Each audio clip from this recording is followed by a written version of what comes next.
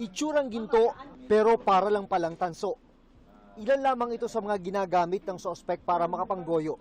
Dalawa sa mga biktima ay nagsumbong sa PAOK o Presidential Anti-Organized Crime Commission. Sabi nila it's a commemorative and limited edition na gold coin, but it turned out na hindi ito gold. Si Maria, di niya tunay na pangalan.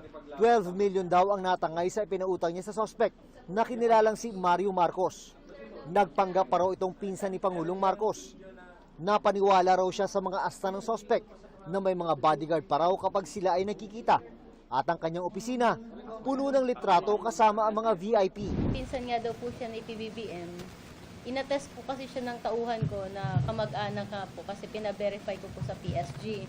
So, it turns out when I talked to someone from the PSG, hindi po siya kilala. So, ano lang po yung, kumbaga nakasabwat niya na po yung kahit yung sarili ko pong tauhan. Si alias Romeo, na retiradong Army General, natangayan naman umano ng 800,000 pesos dahil sa pangakong malaking investment. Ang masaklap, Alam mo, minsan nagtataka din ako, no? Alam na nga nila napakaraming ganyan na scam. Nagpapaniwala pa din. Hindi, alam nyo, there's no such thing as investment na ang laki-laki ng kapalit. Doon palang kaduda-duda na eh. Saan ba tayo nakakita ng libro sa pag-aaral sa negosyo na pina-invest ka ng 1 milyon, ang balik sa'yo 2 milyon na? Sa akin yan, dami lumalapit ng ganyan eh. Yung mga invest, hindi Brad, mga ano dito, big time. O, ito, picture. O, ha? Kita mo to, mga ganyan. Matik na yan eh. There is no such thing na ganyang kalaking investment. Tas ang balik, ewan ko ba? Tapos, may daladala pang ginto. Hindi ba ba? Tas, alam nyo, una-una yung kaduda-duda pag yung may mga pinapakita ng picture. Yung ganyan pa lang, yari na kayo eh. Oh, kasi wala namang ganyan na matino yung nag-name drop. Di ba? Kaya nga yung vlogger na lagi nag-name drop.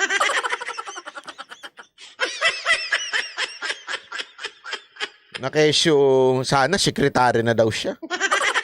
Wala nangyari.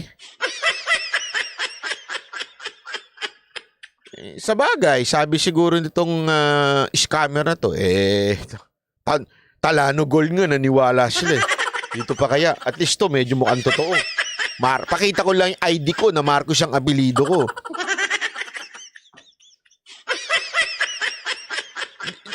Pasensya na ho ha. Pasensya na ho ha. Pasensya na. Pero this is how stupid some people are. Ganito ka stupid. Si Pangulong Marcos na nagsabi, tinanggi niya na publicly yung Talano Gold. Publicly sa news, tinanggi niya na wala siyang alam na gold na Talano Gold. And yet, pinaniwalaan at ibinoto siya nung iba dahil sa Talano Gold.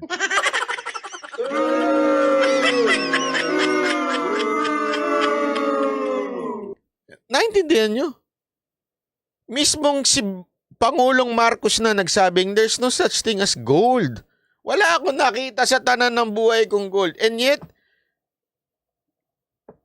sinabi lang nung isang vlogger na merong Talano Gold na magliligtas sa ating sa daus-dos nating ekonomiya. Naniwala ka. Minsan hindi ko malubos maisip kung bakit tanga tayo. Hindi ko talaga malubos maisip. Hindi, alam mo, isipin nyo, bakit kaya may ganung tao na alam mo na nga sabit, pinaniniwalaan mo pa rin.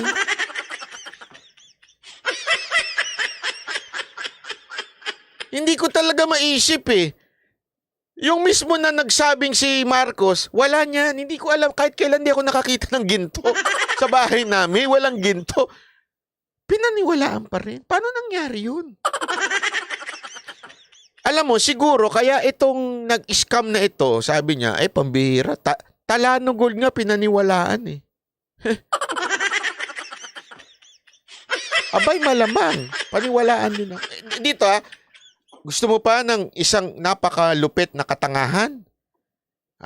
Self-confessed scammer na vlogger. Sinabi niya, dati akong scammer. Pinaniniwalaan pa rin ng iba. Bakit? Anong nasa utak nyo? Aminado na nga siya, scammer siya noon. Naniniwala pa rin kayo?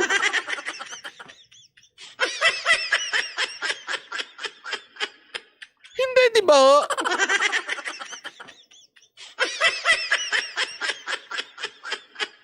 Ano kaya? Ibenta ko kaya itong Talano Gold ko? Paniwalaan nyo kaya ako? Mga tanso. Mga tanso, ito pong gold na ito ay nakuha ko nung ako po ay pumunta sa Malacanang para katagpuin si Pangulong Duterte. Nakita ko ito, nakabaon sa lupa.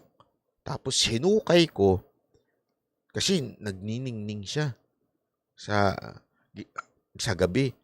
Tapos nakita ko, eto na. Eto na yung Talano Gold na hinahanap ng taong bayan. Tapos may pangalang pa, Sangkay.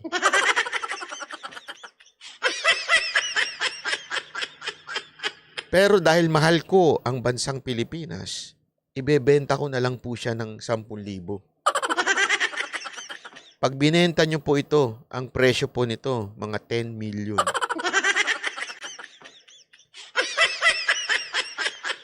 Paki-PM po ako kung sakasakaling interesado kayo. Ito po yung Talano Gold na hinahanap nyo. Sandali lang, malay nyo may mauto. Diba? Kasi ganyan lantaran yung yung panloloko sa atin, pinaliwalaan nyo pa rin.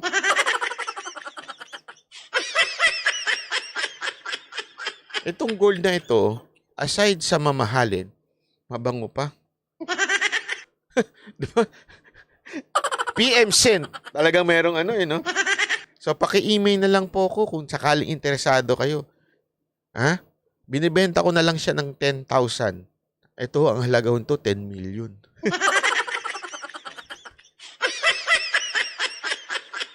Malay mo, may mag-PM sa akin, di ba?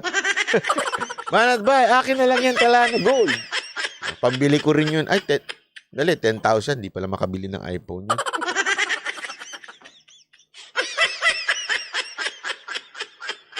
Hindi ko maintindihan Dito sa scam na to, gumawa lang ng ganyan na merong seal of the president, naniwala na kagad tayo? Inutang lang daw ni Romeo ang perang natangay sa kanya. Talaga authentic talaga yung suot niya.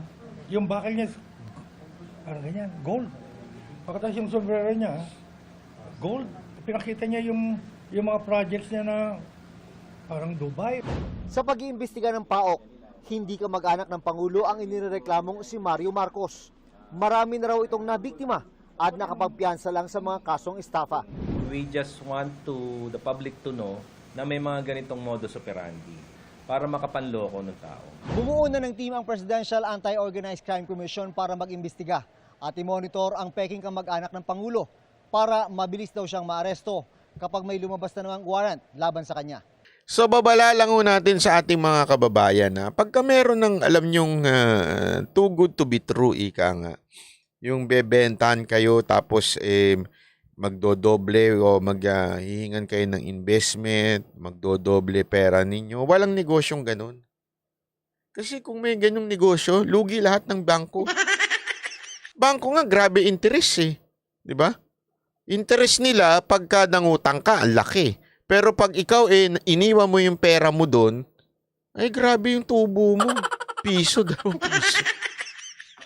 Walang ganun Kahit nga yung bumili ka ng mga stocks, meron nga di ba sa GCash, may stocks doon pwede kang doon. Walang ganun Walang negosyo na more than, alam mo yun, doble, o kahit nga half Yung hindi, kikita ka dito pag nagbigay ka ng 1,500,000 ng kita mo kinabukasan.